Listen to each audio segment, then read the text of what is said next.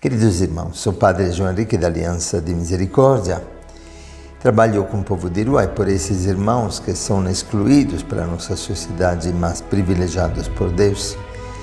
Procuro consumir a minha vida seguindo os passos do único Mestre. Por este país que se tornou meu país, por esta pátria que se tornou minha pátria, esta família que se tornou minha família, eu não posso mais uma vez ficar calado nem ficar omisso perante a ditadura cultural que está tentando ser imposta disfarçadamente no Brasil e no mundo inteiro. Nós estamos num momento dramático e maravilhoso, em que podemos escolher de não sermos apenas espectadores de uma história que outros escrevem para nós, mas protagonistas desta história. Cada vez mais me convenço, de fato, como dizia o Papa Leão XIII, que a ousadia dos maus se devida à omissão dos bons. Eu te convido, não seja omisso hoje para não ser escravo amanhã. Muitos de nós não percebem, mas como pastor e padre não posso ficar omisso, bem que gostaria. Não posso ficar calado, estou indignado, estou incomodado. Não podemos ficar como meros espectadores de uma história que parte da grande mídia corrompida e corrompedora quer escrever por nós. Precisamos ser protagonistas neste novo tempo em que a ditadura cultural do pensamento único está tentando impor a sua agenda abortista e destruir implacavelmente toda a moral judaica cristã.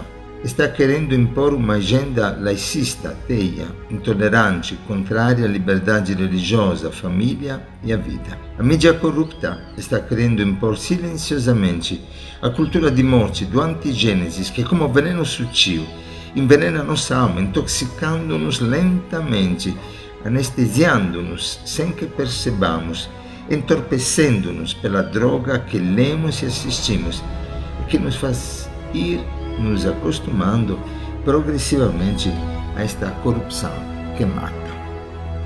É uma ditadura inescrupulosa que quer amordaçar todos que levantam a sua voz em defesa desses valores que são alicerces da civilização. Quem resiste a esta ditadura cultural é condenado a uma verdadeira excomunhão social. Essas palavras não são minhas, são do nosso Papa Emérito Bento XVI na sua última biografia, onde afirma que também está querendo se impor um credo anticristão. Da mesma forma, como cristãos, não podemos conformar-nos com a demoníaca idolatria do Deus Dinheiro, Deus Mamon, que se opõe ao Deus da vida, concentrando os bens econômicos nas mãos de uma minoria e gerando empobrecimento e morte no mundo inteiro. Não podemos ficar indiferentes perante a injusta distribuição dos bens, a morte de pelo menos 100.000 pessoas pela fome no mundo todo dia. Cremos no Deus da vida, que é amor, comunhão, partilha, e nos convida a rejeitar o consumismo exasperado que está sepultando e sufocando a natureza e a vida humana debaixo de montanhas de lixo, e que chega a considerar a própria vida do homem como lixo descartável, quando não corresponde aos interesses do capitalismo selvagem e não gera o lucro almejado. É uma missão particular neste tempo, uma missão que muitos profetas e santos têm afirmado ao longo da história. E hoje, o Brasil, este gigante, está, graças a Deus, acordando. A batalha é espiritual, mesmo que muitos não acreditem e contestem. Como igreja, precisamos despertar para opor ao poder espiritual do anticristo, como nos convida o Papa, o testemunho da fé, a força da oração e também a coragem da verdade que liberta. Você sabia, por exemplo, que cada 5 minutos um cristão é martirizado no mundo sem que ninguém e nenhum governo levante a sua voz? Porque a morte dos cristãos não faz notícia hoje nos meios de comunicação. Você sabia que, segundo o relatório da Fundação Pontifícia Ajuda a Igreja que Sofre, no ano de 2018, Essa fundação tem mais de 5.000 projetos em cerca de 140 países do mundo, trabalhando para os excluídos da nossa sociedade. Bom, no ano 2018, 327 milhões de cristãos vivem em países onde há perseguição religiosa e 178 milhões de cristãos vivem em países onde são abertamente discriminados por motivos religiosos, perseguidos, muitas vezes martirizados, porque a imprensa não dá destaque. Vocês podem ver isso no relatório da liberdade religiosa da Ajuda à Igreja que Sofre.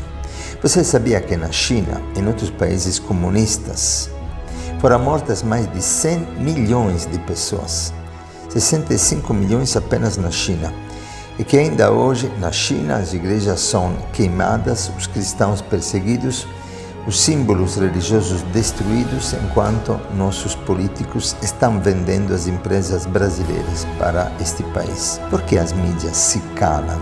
Você sabia que ativistas antirracistas nos Estados Unidos e outros países afirmam que as estátuas brancas de Jesus são símbolo da supremacia branca que têm que ser destruídas?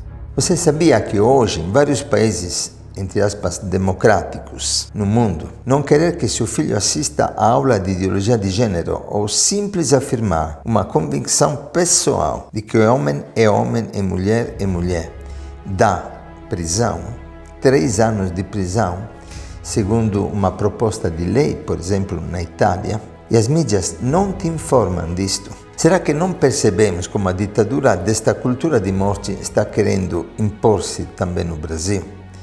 Será que não percebemos que a mídia corrompedora, em verdade, quer por detrás da necessária luta contra fake news, de forma disfarçada e diabólica, amordaçar, mais uma vez, a voz de quem não tem voz, a voz do povo, contra a ditadura destas grandes mídias?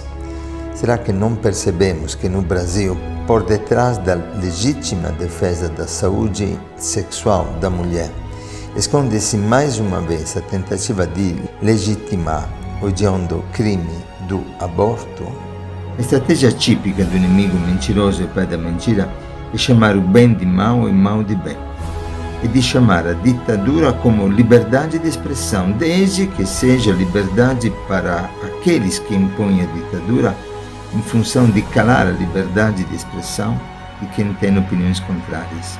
E também é muito comum de chamar de respeito da liberdade a imoralidade, a libertinagem, e chamar de defesa da vida o homicídio e o aborto.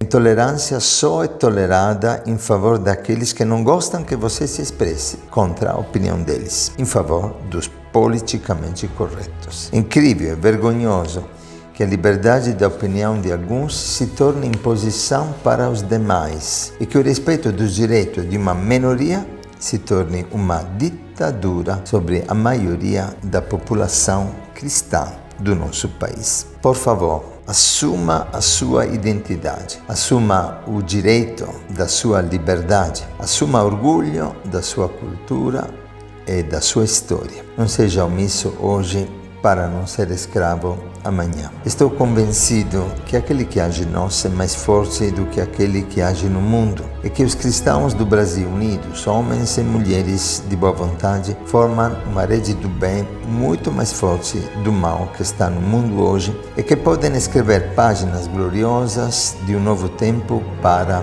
a humanidade. O gigante acordou. O Brasil, pátria amada, assuma com coragem o orgulho e a missão que o Senhor lhe confia. Feliz a nação, cujo Deus é o Senhor. Quero abençoá-los e agradecer. Vamos juntos para um mundo melhor. O teu sim, o meu sim, para um Brasil melhor. Um abraço.